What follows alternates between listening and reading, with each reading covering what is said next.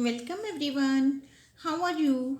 Today we will study chapter 7 of class 11 permutations and combinations exercise 7.4. Before doing exercise 7.4, let us have some knowledge about combinations. हम permutations already पढ़ चुके हैं जिसमें कि हमें कोई ऑब्जेक्ट्स या कुछ भी हमें गिवन है उसमें हमें कुछ अरेंजमेंट्स करनी होती थी कि हाउ और हमें ये देखना होता था कि in how many ways can we arrange those objects. और मान लो हमें कुछ डिजिट्स दिए हुए हैं तो how many numbers can be obtain bye arranging those digits. तो इस तरह के हमने क्वेश्चंस किए और उसको हमने परमुटेशन से किया जिसको हमने NPR लिया था. N is the total number of objects and R is chosen the objects from N objects. वो तो हो गया हमारा परमुटेशंस. ना व्हाट इज़ कम्बिनेशन. कम्बिनेशन क्या है कि इसको हम एक एग्जांपल से लेते हैं. मान लो कि हमारे पास एक ग्रुप है प्लेयर्स का जिसके अंदर 3 प्लेयर्स हैं, क्रिकेट प्लेयर्स हैं और वो प्लेयर्स हैं X, Y एंड Z. और इन 3 प्लेयर्स में से हमें दो दो की टीम बनानी है. 2 players eight a time choose करने हैं इन 3 प्लेयर्स में से और हमें टीम्स बनानी है. तो how many teams can be formed. तो ये टीम्स किस वे में बनाएंगे हम. एक्स वाई हम इसको और इसको ले लें तो दो दो प्लेयर्स की टीम बन गई. वाई जेड ये एक और टीम बना सकते हैं हम. जेड एक्स ये एक और टीम बन गई. अब यहाँ पर हमें ये देखना है कि अगर हम प्लेयर्स की टीम बना रहे हैं तो एक्स वाई या Y X that is the same thing. मान लो कि मैं कोई नाम बोलती हूँ राम एंड मोहन या मोहन एंड राम तो वो एक ही चीज़ है. तो दैट मीन्स जो कॉम्बिनेशन है उसमें ऑर्डर डजेंट मैटर. उसमें ऑर्डर का कोई ज़्यादा इम्पोर्टेंस नहीं है. ऑर्डर मैटर नहीं करता. जो हमने परमुटेशंस की थी उसमें हम क्या करते थे. जैसे मान लो हमें 3 डिजिट्स दिए हुए 3, 4 एंड 5 और हमने इनमें से 2 डिजिट्स चूज़ करके एक नंबर्स फॉर्म करने हैं और how many numbers can be form. तो हम क्या करते थे. हम 3 और 4 हम 2 डिजिट्स लेंगे 3 और 4 लेंगे. एक डिजिट बन गया. 4 एंड 5 लेंगे एक डिजिट बन गया. एक नंबर बन गया 2 डिजिट नंबर बन गया. ये भी 2 डिजिट नंबर बन गया. मतलब कि हम डिजिट्स 3 एंड 4 लेंगे तो 34 एक नंबर बन गया. 4 एंड 5 लेंगे तो 45 बन गया. फिर अगर हम 4 एंड 3 लेंगे तो ये एक डिफरेंट नंबर बनेगा. यहाँ पर डिफरेंस क्रिएट होता है परमुटेशन और कॉम्बिनेशन में कि यहाँ पर तो ऑर्डर मैटर करता है कि अगर मैंने 3 और 4 लिया तो वो डिफरेंट नंबर आया. अरेंजमेंट जो है वो इस तरह से कि 3 और 4 की अरेंजमेंट अगर करेंगे तो वो डिफरेंट आएगी. अगर मैं 4 और 3 को अरेंज करूँगी तो वो डिफरेंट आएगी. लेकिन कॉम्बिनेशन में ऑर्डर डजेंट मैटर. परमुटेशन में ऑर्डर मैटर करता है बट कॉम्बिनेशन में मैटर नहीं करता. This is the only difference between combination and permutation. तो यहाँ पर हम कितनी टीम्स बना सकते हैं 1, 2 एंड 3. अगर हम वाई जेड जेड वाई और वाई एक्स जेड वाई और एक्स जेड लें तो उसका कोई मीनिंग नहीं है. That is meaningless. So what is the definition of combination. तो कॉम्बिनेशन क्या है. Combination is the selection of n different objects. This is the combination is the selection uh, from n different objects taken are or all at a time. मतलब कि combination क्या है कि ये एक ऐसा सिलेक्शन है. जैसे ये सिलेक्शन की हमने कितने में से 3 में से. This is the selection out of n different objects. ये सिलेक्शन है n डिफरेंट ऑब्जेक्ट्स का मतलब हमने 3 ऑब्जेक्ट्स में से इसको सिलेक्ट किया है. टेकन आर और ऑल एट ए टाइम. हम तीनों को भी ले सकते हैं. तीनों को कब लेंगे जब हमें 3 प्लेयर्स की टीम बनानी होगी. वो डिपेंड करता है कि हमें स्टेटमेंट किस तरह की दी हुई है.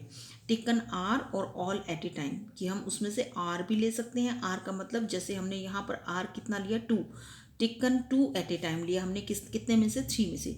सो combination is the selection is selection of some objects from n different objects taken R at a time. तो इस कॉम्बिनेशन को हम किस तरह से लिख सकते हैं, NCR। इसका मीनिंग क्या है कि selection of R different objects out of n different objects.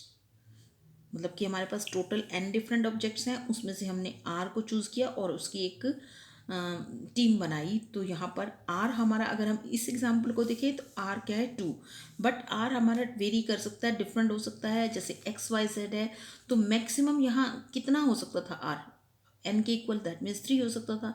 तो इसलिए मैंने बोला कि टेकन आर और ऑल एट ए टाइम, कि एट ए टाइम हम कितना चूज़ करते हैं वो हमारी स्टेटमेंट के अकॉर्डिंग होगा। तो इस टाइप के जो एक्सप्रेशंस हैं उसको हम क्या कहेंगे, इस टाइप का जो सिलेक्शन है उसको हम क्या कहेंगे, कॉम्बिनेशन। अब यहाँ पर एक चीज़ और है कि जब हम NCR लिखा हमने, इसका फॉर्मूला अगर हम डिराइव करें, फार्मूला लिखें तो फॉर्मूला क्या है, जैसे हमारा परमुटेशन में NPR किसकी इक्वल था, n factorial upon n minus r factorial. ये हमारा परमुटेशन का फॉर्मूला था। इसी तरह से कॉम्बिनेशन का फॉर्मूला होगा, that will be n factorial upon n factorial into n minus r factorial. अब इसमें और इसमें डिफरेंस आपको पता होना चाहिए फार्मूले का, कि इसमें सिर्फ n factorial upon n minus r factorial लिखा हुआ है और यहाँ n factorial upon n factorial into n, यहाँ n फैक्टोरियल नहीं r फैक्टोरियल है, n factorial upon r factorial into n minus r factorial.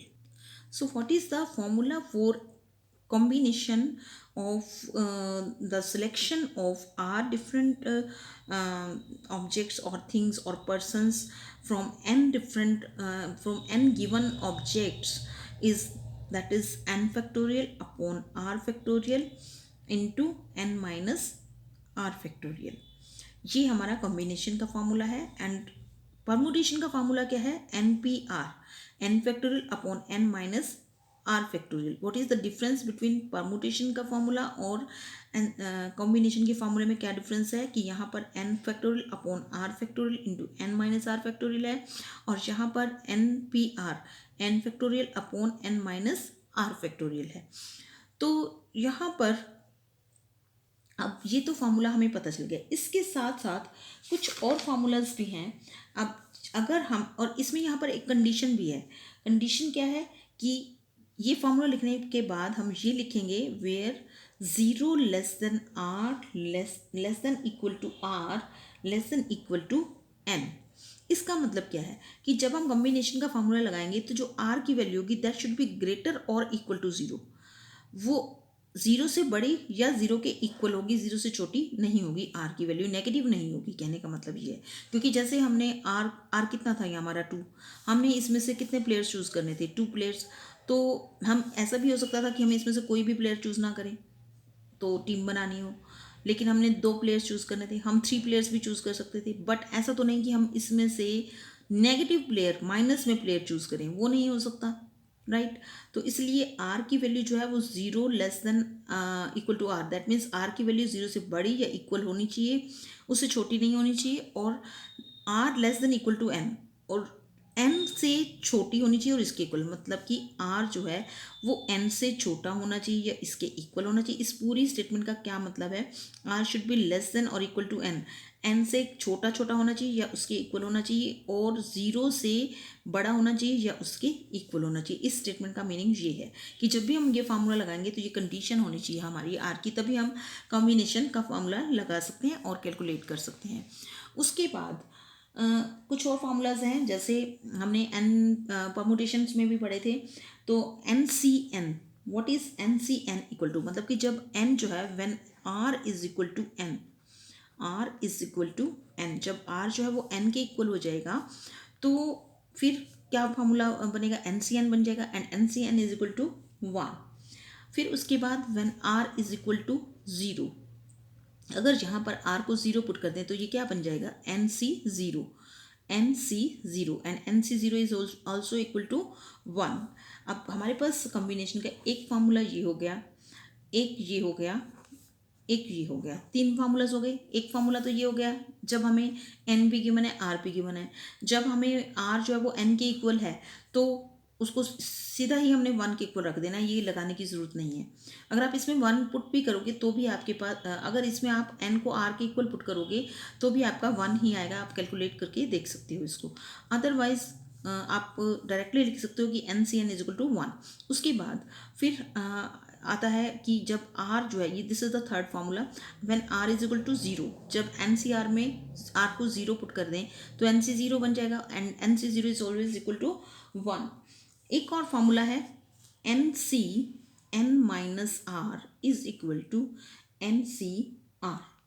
इसका मतलब क्या है कि अगर हमारे पास n की वैल्यू सेम है, n की वैल्यू अगर हमारे पास सेम है और r जो है उसका एक स्टेप कम और एक स्टेप ये इक्वल होंगे। कहने का मतलब क्या है कि जैसे मान लो n की वैल्यू 5 है तो 5c, मान लो मैंने 3 लिखा, यहाँ r कितना है 3, 5c 3 हो गया। और यहाँ पर मैं लिख रही हूँ c और यहाँ पर भी 5 लिख रही हूँ, तो 5c 3 should be equal to 5c 2। Means जब n इक्वल है तो जो कंजक्टिव आर होंगे, लगातार आर की वैल्यू होगी, वो अगर यहाँ है तो वो दोनों इक्वल होंगे। 5c3 should be equal to 5c2। क्या किया मैंने कि ये हो गया हमारा, ये हो गया एन सी आर, आर यहाँ 3 है, और ये हो गया N C N minus R. N minus R का मतलब 5 माइनस 3 दैट इज 2। तो इस टाइप का फॉर्मूला भी हमारे पास है जो कि हम कहीं ना कहीं अप्लाई करेंगे कि N C N minus R is equal to N C R. कहने का मतलब ये कि अगर हमें एन भी गिवन है आर भी गिवन है तो हम एन में से आर को माइनस करेंगे तो वो जो कैलकुलेशन होगी और ये कैलकुलेशन होगी, this will be equal. And this is the fourth formula. ये फोर्थ फार्मूला हो गया। और एक और फार्मूला है, fifth formula, that is N C A. This is formula 5। और ये सारे फॉर्मूले आपके एनसीईआरटी बुक में गिवन है on page number 150 and 151। Question number formula 5 is N C A is equal to N C B. इसका मतलब क्या है कि अगर ऊपर n सेम है और नीचे डिफरेंट है तो वो इक्वल होंगे।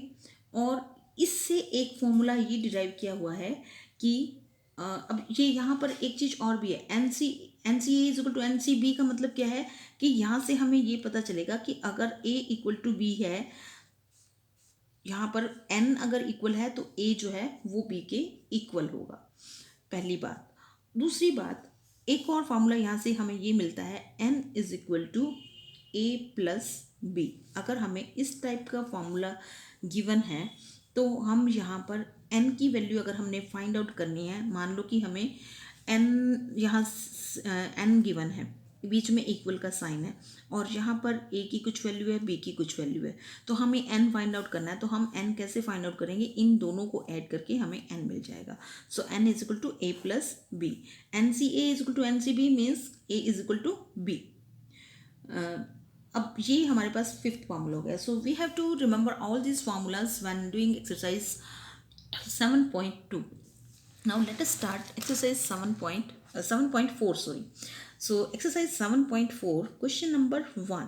What is question number 1? Question number 1 हमारे पास क्या है, if NC8 is equal to NC2 then find NC2. NC8 is equal to NC2 then find NC2। यहाँ पर अभी अभी हमने इस फॉर्मूले की बात की कि अगर ऊपर n है, यहाँ पर कोई और नंबर है, यहाँ कोई और नंबर है, that means this is a and this is b। हमने अभी अभी फॉर्मूला पढ़ा है NCA is equal to NCB then n is equal to a plus B. तो पहले हम यहाँ से n की वैल्यू फाइंड आउट करेंगे क्योंकि NC2 की वैल्यू निकालने के लिए हमें n पता होना चाहिए। n हम कहाँ से निकालेंगे, यहाँ से। तो हम यहाँ से n कैसे निकालेंगे, हमें फार्मूला पता है, यहाँ लिखेंगे कि we know that NCA is equal to NCB। If NCA is equal to NCB then फिर क्या है कि n is equal to a plus B. तो n is equal to a plus b है। What is a here, a कितना है यहाँ 8, b कितना है 2, मतलब r की वैल्यू को हम a और b लिख रहे हैं।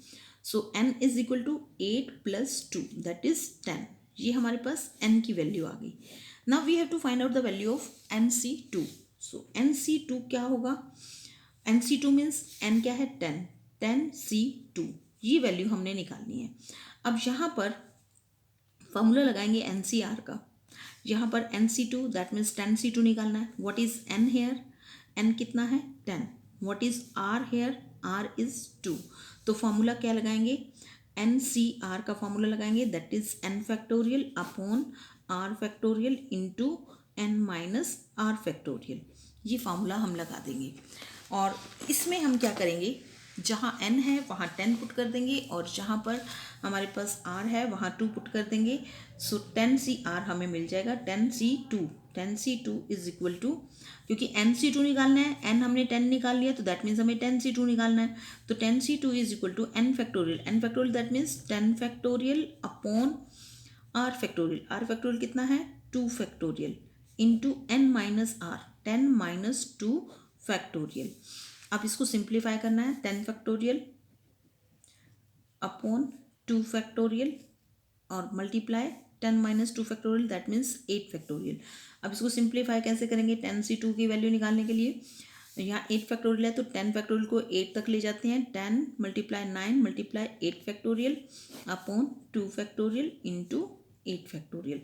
जो हमें नीचे फैक्टोरियल पता है तो हमें पता है कि अगर हम ऊपर वाले को उस तक ले जाएंगे तो वो कैंसिल आउट हो जाएगा, इसलिए हम 10 फैक्टोरियल को 8 फैक्टोरियल तक ले गए, इससे कैंसिल कर दिया। अब यहाँ पर 10 है और ये 2 फैक्टोरियल है तो इसमें से भी 2 फैक्टोरियल कैंसिल हो सकता है, तो इसको हम क्या लिखेंगे 10 multiply 8 9 multiply 8 multiply 7 6 5 3 and 2 factorial.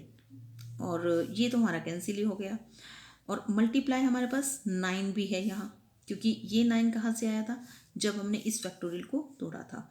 और यहाँ पर 10 फैक्टोरियल ख़त्म हो गया, ओनली 10 है और 2 फैक्टोरियल। यहाँ पर हम ये वाला स्टेप इस तरह से नहीं लेंगे यहाँ, क्योंकि फैक्टोरियल नहीं है तो हम इसको इस तरह से नहीं ले सकते। यहाँ 10 और 9 बच गया क्योंकि फैक्टोरियल तो कैंसिल आउट हो गया। अब हम क्या करेंगे, यहाँ इसको लिखेंगे 2 मल्टीप्लाई 5 मल्टीप्लाई 9 अपॉन 2 फैक्टोरियल क्या है दैट इज 2 फैक्टोरियल को तो हम 2 फैक्टोरियल लिखेंगे, क्योंकि इसको हम क्या लिख सकते हैं 2 मल्टीप्लाई 1, तो 2 मल्टीप्लाई 1 लिखा अगर तो ये इससे cancel. Now question number 2, determine n if 2nC3 ratio nC3 is equal to 12 ratio n। हमें ये एक रेशियो गिवन है और हमें n की वैल्यू फाइंड आउट करनी है। तो हम पहले इसको फ्रैक्शन की फॉर्म में लिख लेते हैं, 2nC3 upon nC3 is equal to 12 upon 1। अब हमें क्या करना है, हम इस फैक्टोरियल को खोल लेते हैं। NC3 जो है 2nC3 है और ये NC3 है। यहाँ NCR का फॉर्मूला लगाएंगे दोनों पर। यहाँ जब NCR का फॉर्मूला लगाएंगे तो जहाँ NCR में जहाँ n है वहाँ पर 2n लग जाएगा और जहाँ r है वहाँ 3 लग जाएगा। तो NCR का फॉर्मूला क्या होता है, NCR is equal to n factorial upon r factorial into n minus r factorial. तो यहाँ पर n हमारा कितना है 2n, r कितना है 3। तो हम ये फार्मूला लगाएंगे इस पर, तो ये बनेगा हमारा 2n फैक्टोरियल। ये हम डिनोमिनेटर के ऊपर फार्मूला लगा रहे हैं और न्यूमरेटर के ऊपर फार्मूला लगा रहे हैं ये वाला, और फिर डिनोमिनेटर पर NCR का फार्मूला लगाएंगे। सो 2n factorial upon r, r is 3, r factorial that means 3 factorial into n minus r factorial.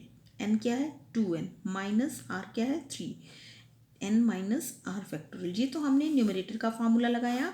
उसके बाद अब हमारा डिनोमिनेटर क्या है NC3, NC3 पर फिर NCR का फार्मूला लगाएंगे तो ये होगा n factorial upon r, r is 3 factorial into n minus r that means n minus 3 factorial. तो ये हमने ये फैक्टोरियल का फार्मूला लगा दिया और इक्वल टू 12 अपॉन 1। उसके बाद अब हम क्या करेंगे, यहाँ पर इसको हम खोलेंगे। इसको किस तरह से खोलेंगे, जैसे ये 2n माइनस 3 फैक्टोरियल है तो 2n फैक्टोरियल को खोलेंगे और उसको 2n माइनस 3 फैक्टोरियल तक ले जाएंगे ताकि ये दोनों टर्म्स कैंसिल हो जाए। तो 2n into 2n minus 1 into 2n minus 2 into 2n minus 3 factorial, जब हम किसी भी फैक्टोरियल को खोलते हैं तो उसमें से एक एक माइनस करते जाते हैं। तो जैसे 10 फैक्टोरियल होता है तो 10 फैक्टोरियल को खोलने के लिए हम क्या करते हैं, 10 मल्टीप्लाई 9 मल्टीप्लाई 1 माइनस करते जाते हैं और मल्टीप्लाई करते जाते हैं। तो 10 minus 9 minus 10 multiply 9 multiply 8 multiply इस तरह से करते हैं। तो यहाँ हमारे पास 2n है तो हम 1 माइनस करके इसको 2n फैक्टोरियल पर रोक देंगे। वो क्यों? क्योंकि ये इससे कैंसिल हो जाएगा। नीचे हमारे पास है 3 factorial into 2n minus 3 factorial और upon n factorial in upon 3 factorial into n minus 3 factorial. तो ये जो n माइनस 3 फैक्टोरियल है इसको हम क्या करेंगे, इसको तो हम सॉल्व नहीं कर सकते, हम इसको सॉल्व कर सकते हैं।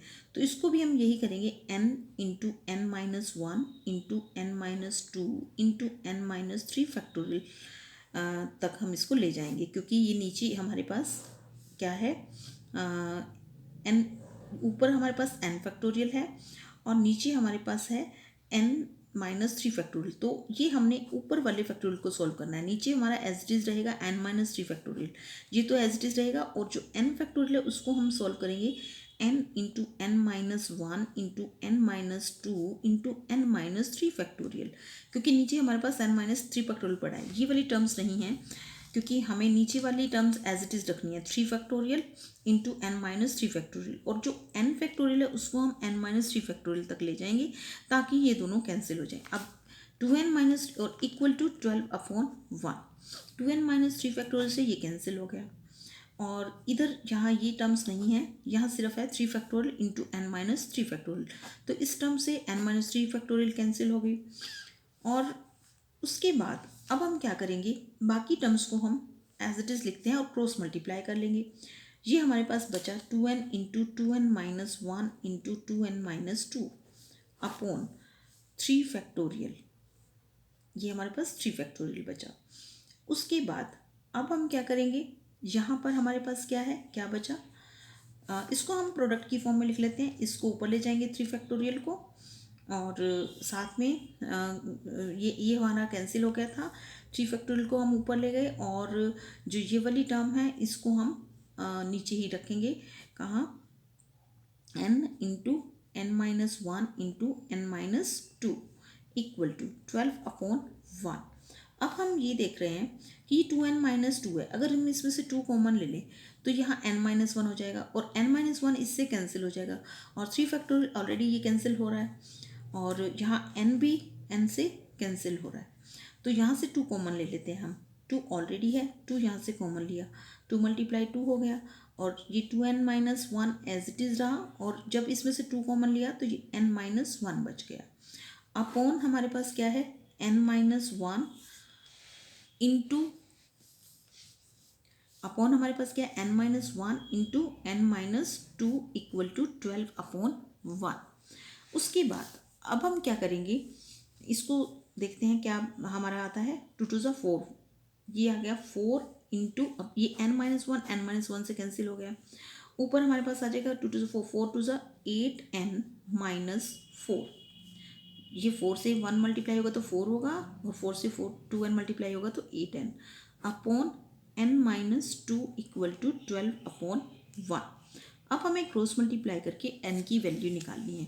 सो 8n minus 4 is equal to 12n minus 24। तो 8n माइनस 12n, इसको इधर ले आए, इक्वल टू इसको इधर ले जाते हैं, माइनस 24 प्लस 4। सो माइनस, अब यहाँ 12 minus 8 that is 4n is equal to minus 20। तो माइनस से माइनस कैंसिल, और हमारा n इक्वल टू कितना आ गया, 5। जब 4 से इसको डिवाइड करेंगे तो n equal to 5। Now question number 2 part two is बिल्कुल सेम पार्ट है, that is 2nc3 ratio nc3 is equal to 11 upon या 11 रेशो 1। बिल्कुल एज इट इज़ करना है हमने, बट हमें यहाँ रेशियो डिफरेंट दी हुई है तो n की वैल्यू डिफरेंट आएगी और कुछ नहीं है इसमें। सो 2nc3 क्या होगा, ये इसको हम पहले एज इट इज़ लिख लेते हैं, 2nc3 2nc3 upon NC3 is equal to 11/1। अब हम क्या करते हैं, इसको पहले क्रॉस मल्टीप्लाई कर लें या इसको खोल लें, जो भी हम करना चाहें हम किसी भी मेथड से कर सकते हैं। पहले इसको क्रॉस मल्टीप्लाई कर लें और बाद में सोल्व करें, या पहले हम इनके फैक्टोरियल्स को खोल लें और बाद में सोल्व करें। तो हम पहले फैक्टोरियल्स को खोल लेते हैं और फिर क्रॉस मल्टीप्लाई करेंगे और n की वैल्यू निकाल लेंगे। तो यहाँ पर हमारे पास क्या आएगा, 2n into 2n minus 1 into 2n minus 2 into 2n minus 3। ये हमने किसके लिए लिया है, 2n/3 के लिए, बट ये हम बाद में लेंगे